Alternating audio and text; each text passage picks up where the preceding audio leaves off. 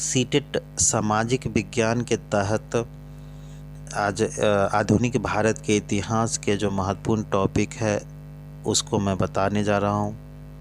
इसमें भी टॉपिक है कब, कहाँ और कैसे का इंक्लूड किया हुआ है, जोड़ा हुआ है। इस तहत में हम तारीख के महत्वपूर्ण को समझेंगे कि तारीख क्यों महत्वपूर्ण है, एवं इसके साथ साथ हमारा जो अवधि बांटा गया है और आधुनिक भारत के इतिहास को लिखने का स्रोत मिलता है उसके बारे में हम तो अध्ययन करेंगे, ताकि बच्चों को आसानी से समझ में आ सके और आप बेहतर से बेहतर आंसर कर पाइए। तो इसके तहत में पहली पॉइंट जो है, इतिहास में तारीख क्यों महत्वपूर्ण है।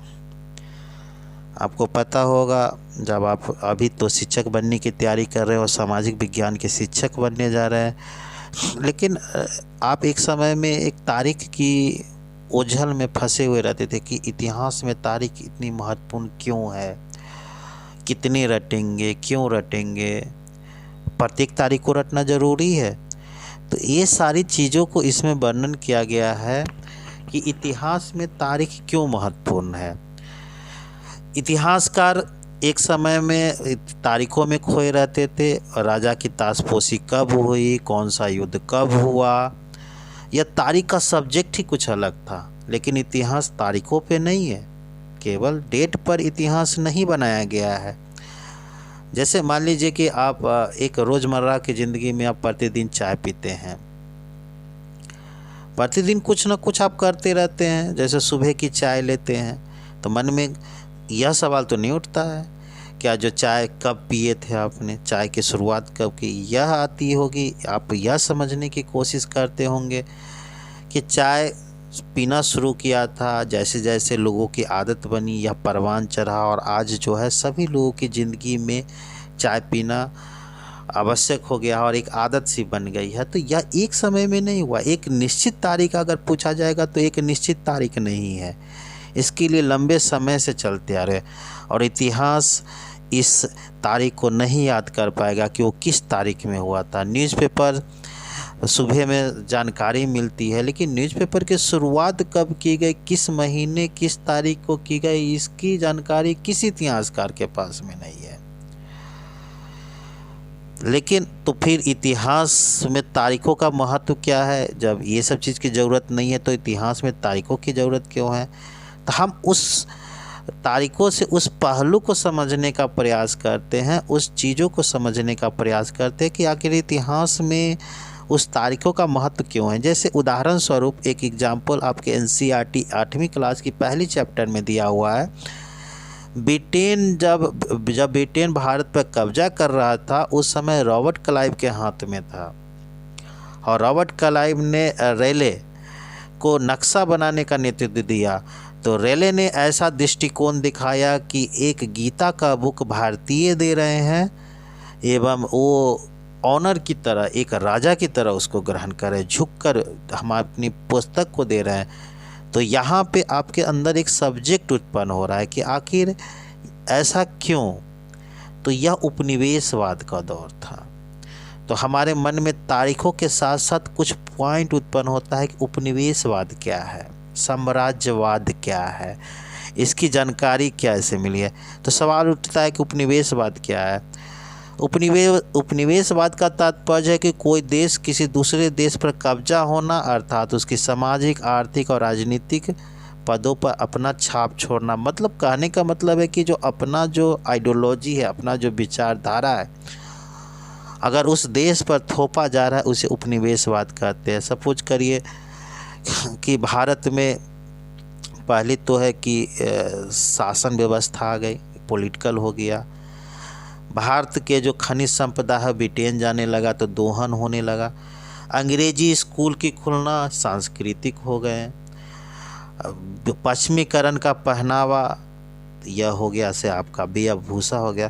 तो क्या आपके सामाजिक, आर्थिक, राजनीतिक सभी पहलू पे आपका असर नहीं किया। यही उपनिवेशवाद है। तो हमें तारीख के अलावा उपनिवेशवाद भी पढ़ना है, इतिहास में इस उपनिवेशवाद को भी समझना है। तो फिर आपसे क्वेश्चन यह पूछता है तो पानीपत का प्रथम युद्ध कब हुआ, 1857 की जो सिपाही विद्रोह था वो क्यों महत्वपूर्ण है?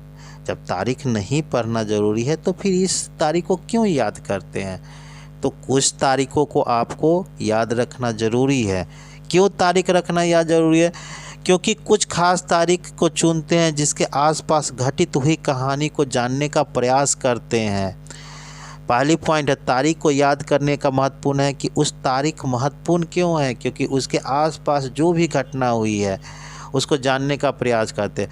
जैसे 1757 का आपको प्लासी का युद्ध याद करना है, तो प्लासी के युद्ध से पहले ब्रिटिश का कोई अधिकार नहीं था, लेकिन 1757 का प्लासी का युद्ध हुआ। उसके बाद से हमें याद रखना है कि ब्रिटिश ने भारत पे अधिकार कर लिया था। उस युद्ध के बाद ब्रिटिश ने भारत पे कंट्रोल कर लिया, नियंत्रण कर लिया, इसीलिए इस डेट को याद रखना। जब स्वतंत्रता के लिए पहला आंदोलन 1857 का जो सिपाही विद्रोह हुआ वो जानना जरूरी है, क्योंकि उसके बाद से स्वतंत्रता का नई बिगुल बज गया था। गांधी जी का पीरियड जो है 1917 के बाद याद रखना जरूरी है, क्योंकि वहाँ से शांतिपूर्ण ढंग से देश आंदोलन की ओर स्वतंत्रता आंदोलन ने शांतिपूर्ण अहिंसा के द्वारा लड़ना शुरू कर दिया था। इसीलिए अगर मान लीजिए वायसराय का पीरियड आपको याद करना है तो वायसराय, तो प्रथम वायसराय जो थे वारेन हेस्टिंग थे और अंतिम वायसराय लॉर्ड माउंटबेटन थे। प्रथम गवर्नर जनरल वारेन हेस्टिंग और अंतिम वायसराय माउंटबेटन थे। उसके पीरियड में बहुत सारे बने, लॉर्ड कॉर्नवालिस बने, कैनिंग बने, बेंटिक बने, डाफरिन बने, लेकिन सबों के जानना जरूरी नहीं है। इतिहास सबों की जानकारी देने की बात नहीं करता है। इसमें कुछ कुछ जो महत्वपूर्ण है उनके बारे में आप जानिए। जैसे कैनिंग, कर्जन का बंगाल विभाजन महत्वपूर्ण है, क्योंकि उस घटना के बाद से कई सारी घटनाएं जुड़ी हुई है। इसीलिए कहा जाता है कि तारीखें पढ़ना ज़रूरी इसलिए है। कुछ तारीख को पढ़ना चुनते हैं क्योंकि आसपास में कुछ कहानी हमको जानने को मिलता है, कुछ कहानी को समझने का मौका मिलता है। और दूसरी चीज़ है, इतिहास में तारीख समझने से उसको खंड खंड में हम तोड़ कर समझते हैं। खंड खंड में तोड़ कर समझते हैं कैसे? तो 1919 का तारीख अगर खंड में इसको तोड़ते हैं तो पहले क्या हुआ? 1919 में पहले जलियांवाला हत्याकांड हुआ, 1919 में ही खिलाफत आंदोलन हुआ, 20 में गांधी जी ने असहयोग आंदोलन सबने अवज्ञा असहयोग आंदोलन की शुरुआत की 1920 में, जिसको नॉन कोऑपरेशन मूवमेंट कहते हैं। और उसके साथ साथ 1921 में गांधी जी का जो है सो 20 मार्च शुरू हो गया। तो तमाम सारी घटनाओं को हमको जानकारी मिलता है। 1919 से लेकर 1945 1947 तक जो गांधी जी का महत्वपूर्ण योगदान रहा, उनको टुकड़ों टुकड़ों में समझने को हमको मौका मिलता है। सविनय अवज्ञा, असहयोग आंदोलन और तमाम सारे आंदोलनों को हमको जानकारी मिलता है इसीलिए उसे खंड खंड रूप में हमको समझने का मौका मिलता है। अब क्वेश्चन यह उठता है, जब हम तारीख की समझ गए, तारीख में दो महत्वपूर्ण चीज़ है। पहली महत्वपूर्ण चीज़ है कि उस तारीख चुनते हैं ताकि आसपास की घटनाओं को समझते हैं, और दूसरी चीज़ है इतिहास के अतीत। अगर तारीख को ज्ञात हो जाता है तो उसके बाद उसको टुकड़ों में समझने का प्रयास, ताकि बच्चे आसानी से समझ सके। तो इतिहास की लंबी स्रोत है। जब इतिहास लिखा गया तो इतिहास में लंबी स्रोत है, और उस स्रोतों में एक स्रोत जो है सो ब्रिटिश ने लिखा और दूसरा जो इतिहास लिखे सो हमारे भारतीयों ने लिखा। तो इसमें अवधि का क्या मतलब होता है? एक लंबे समय के बाद अगर उस देश में अगर परिवर्तन हो जाते हैं, उस देश में अगर परिवर्तन हो जाते हैं, उसे हम पीरियड कहते हैं या अवधियां कहते हैं। जैसे भारत में देखें कि कुछ समय के बाद दूसरे शासन आ गया, उसके बाद तीसरा शासन आ गया। तो एक लंबे समय के बाद इसमें सामाजिक, सांस्कृतिक, आर्थिक सभी बदलाव होते हैं, उसे हम पीरियड कहते हैं या अवधियां कहते हैं। सबसे पहले पीरियड को बांटने के लिए भारत में ब्रिटिश वैज्ञानिक थे दार्शनिक जेम्स मिल। ये याद रखिएगा, जेम्स मिल, इन्होंने अपनी पुस्तक the history of British India में भारत को 3 भागों में बांटा है। एक पीरियड को उन्होंने हिंदू काल कहा, दूसरा को मुस्लिम काल कहा, तीसरा को ब्रिटिश काल कहा। उनका मानना था कि एशियाई लोग यूरोप से पीछे है, यानी कि उनका कल्चर उसका कल्चर जो है, जो भारतीय या एशिया की जो कल्चर है उससे भिन्न है, हमारी सभ्यता संस्कृति बहुत आगे है। अब भारतीय लोग जो हैं सो भारतीय जो ब्रिटिश आने से पहले भारतीय थे वो जातिगत रूप से फंसे हुए थे, अंधविश्वास में था, बर्बर था, एक दूसरे की हत्या कर रहे थे। सबसे पहले हिंदू लोग किए, उसके बाद मुस्लिम लोग किए। इसलिए मानना उनका है, जेम्स मिल का मानना है कि ब्रिटिश ही भारत को सुधारा है, सभ्यता संस्कृति का विकास ब्रिटिश के दौरान हुआ है, यह मानना उनका था। लेकिन ये और उन्होंने माना है कि भारत जो है ब्रिटिश के आने से पहले भारत अंधकार युग में था, जैसा जेम्स मिल मानता है इस चीज़ को।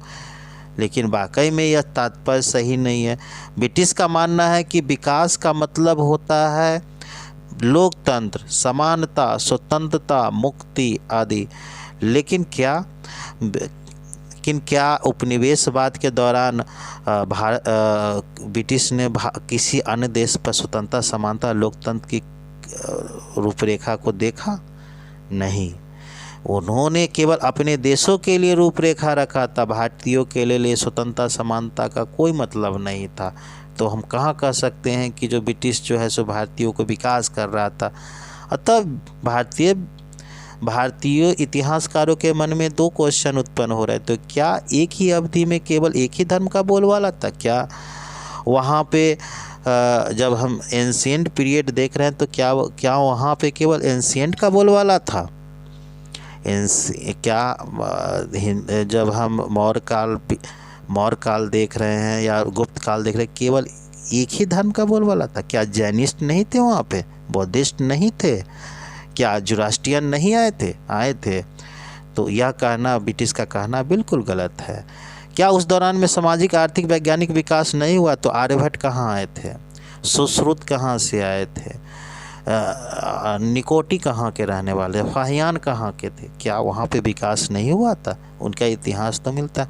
इसलिए ब्रिटिश का मानना दोनों गलत है कि ब्रिटिश आने से पहले भारत अंधकार युग में था, यह कहना उनका बिल्कुल गलत है। तो इस दौरान उन्होंने भारतीय इतिहासकार ने 3 भागों में बांटा है। भारतीय इतिहासकार भारत के इतिहास को 3 भागों में बांटता है: प्राचीन काल, मध्यकाल एवं आधुनिक काल। जब हम ब्रिटिश यानी मौर्य हर्षवर्धन का पीरियड तक हम एंशिएंट मानते हैं। जब जनरेशन चेंज हुआ, विदेशी आकर भारत में रूल करने लगे, मुग़ल और दिल्ली सल्तनत, उनको मध्यकाल कहे हैं। जब भारत में आके ब्रिटिश आकर यहाँ पे रूल करने लगे, उसे आधुनिक काल कहें। और आज जो भारत स्वतंत्र है, तो इस तरह से भारत के इतिहासकारों ने भारत को 3 भागों में बांटा है: प्राचीन काल, मध्यकाल एवं आधुनिक काल। और 250 वर्षों का इतिहास जो ब्रिटिश पीरियड में लिखा गया, तो उनका जो फैक्ट था उनको भी जानकारी लेना जरूरी था। भारत का जो सभ्यता संस्कृति था उनको भी लेना था। स्वतंत्रता आंदोलन में जो कई लोगों ने योगदान दिया उनका भी इतिहास जानना जरूरी था। क्रांतिकारियों का आंदोलन का इतिहास भी जानना जरूरी था। तो इस फैक्ट के आधार पे इतिहास 250 वर्षों का जो आधुनिक भारत का इतिहास है उनको 2 भागों में बांटा है।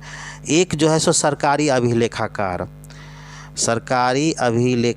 ये सरकारी अभिलेखाकार में जो सरकार की जो नीतियाँ थी